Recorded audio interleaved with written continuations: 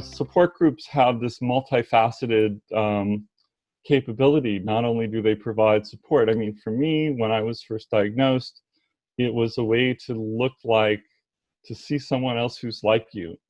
I think that's really, and even it's more so in this time.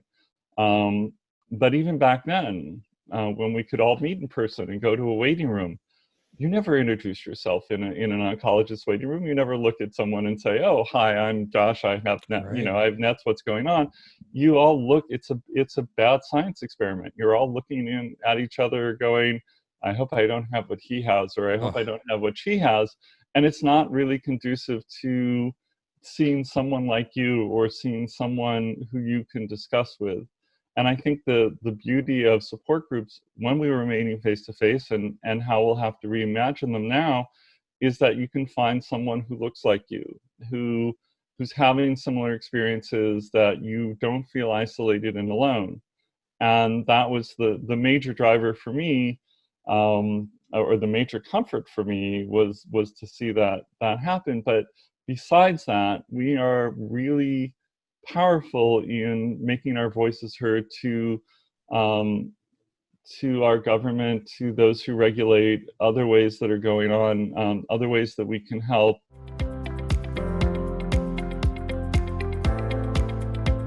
The other thing, and more now, because of better support groups that are out there, is that our doctors, our oncologists, our nuc med docs, our surgeons know more about these support groups, thanks to the work of CCF and NetRF and my work and LACNet's work, and they will start recommending them and reminding because inside of their clinics, they may not have critical mass to do a support group.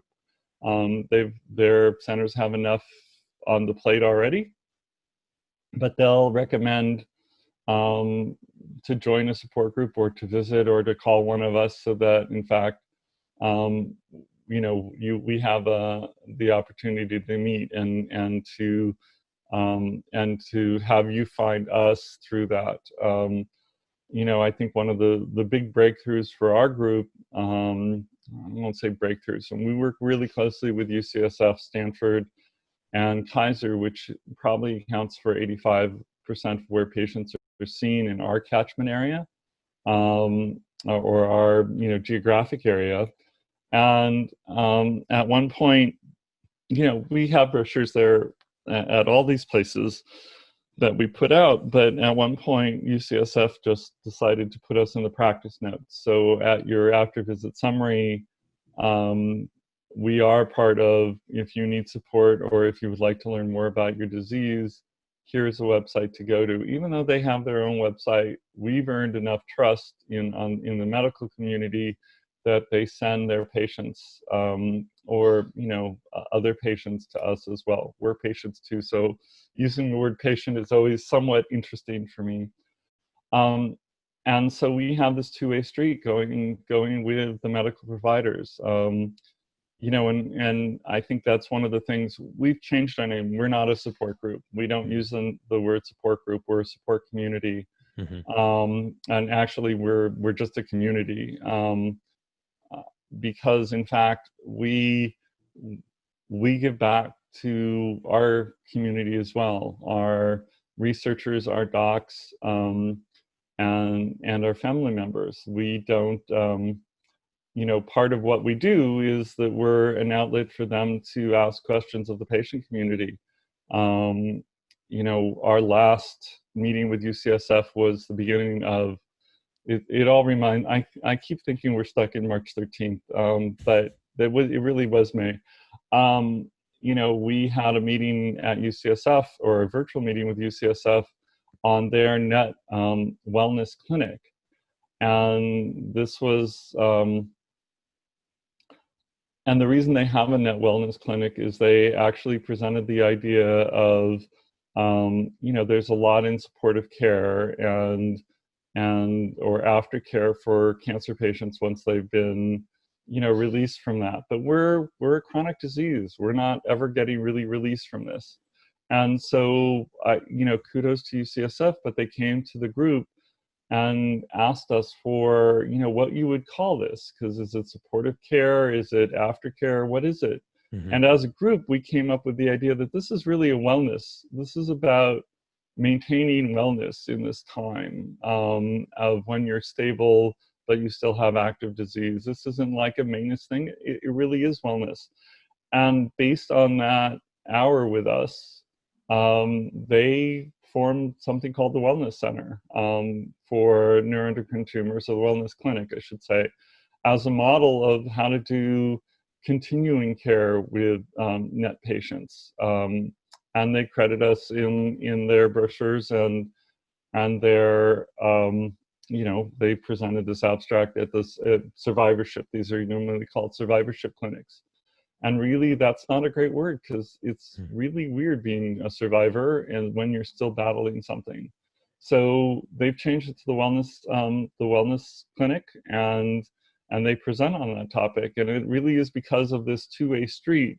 So it's not just a support group; it really is a community that goes back and forth. 2 years ago, we had Dr. Eric Mao from Stanford come and talk about trust and trying to understand how patients trust their oncologist. And he ended up writing a paper on his experience of just his hour with our support group and some follow-on conversations with it, which is, actually got pretty high marks as well. I can't remember. I think it was in the Journal of Oncology that it was published in.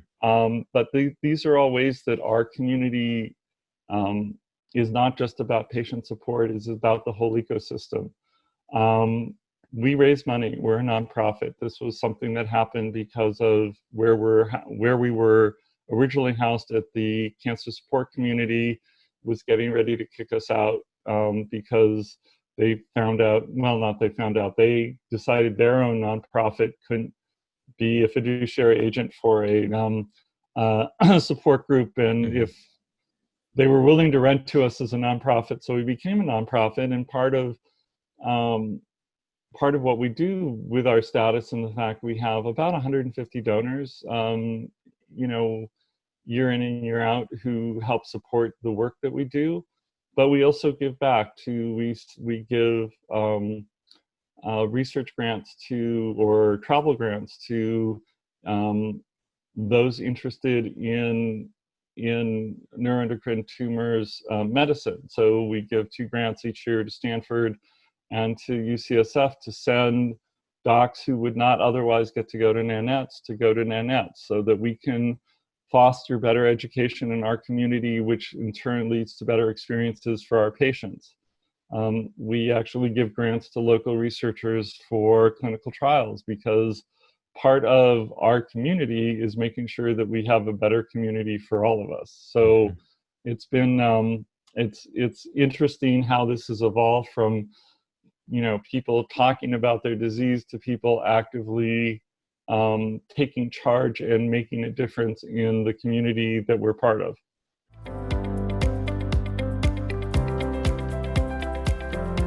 So look, and therapy is a different thing. One of the things about our group is we are about education and supportive education and learning about things. So it's really, but I say that, and we work with facilitators at Cancer Support Community.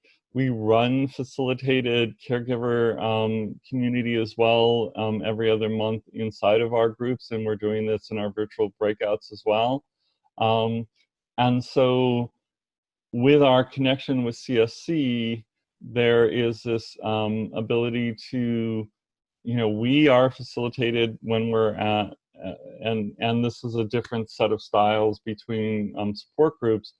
Our monthly meetings are all facilitated, whether they're facilitated by CSC when in Walnut Creek or at UCSF. And we work really close with PsychOnc at UCSF as well, so that while our group is about supporting each other and supporting how we go forward, even in this virtual world, when it gets more emotional and off the disease support, we have these resources with CSC where we can say this is more appropriate for a cancer support community where they have licensed therapists that can really work this through. And even when we're at UCSF, where our facilitator will see someone who's really struggling emotionally, they can refer out to UCSF PsychOnc. And that's not a bad thing to refer out. These are people who are professionals who can really help. And so we offer a little bit in our own support groups and in our virtual world even. But we work with teams that have these resources so that they can, if they need more than what we can provide as a face-to-face group, they have these other resources. So do I know of a NET-specific therapy group? No, I don't at this point. But what we do is we have in our own community, and honestly, anyone's welcome to join norcalcarcinet.org, and you'll see how to join various mailing lists, and once you're with us once or twice, it will become evident how and what we do. But at the end of the day, there aren't that many that have that big of what I would call straight up therapy support.